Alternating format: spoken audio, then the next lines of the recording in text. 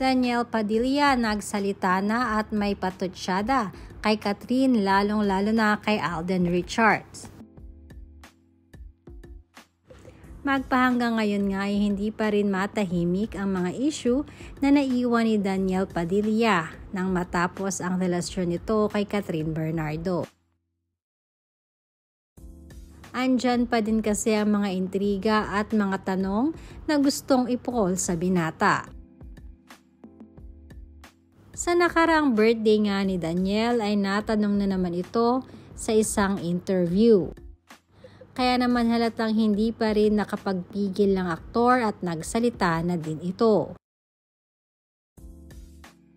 Usap-usapan nga ang mga binitawang salita ni Daniel para kay Catherine at Alden at mga Katniel fanatics.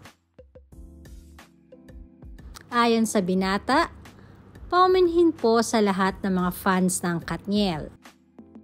Humihingi po ako ng tawad para sa mga fans ko na ipinipilit pa din ako kay Catherine. Busit na din ako at gusto ko nang manahimik at matapos ang lahat. Kaya please lang po tigilan nyo na ang pagpupumilit sa akin kay Catherine dahil ang tapos ay tapos na.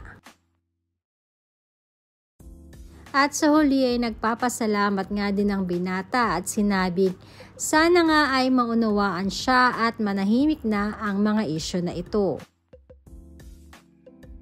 At nang matanong naman siya tungkol sa napapabalitang panliligaw ni Alden kay Catherine, pangising sagot ni Daniel, ayaw na niyang madawit pa ang pangalan niya sa usapin ng dalawa.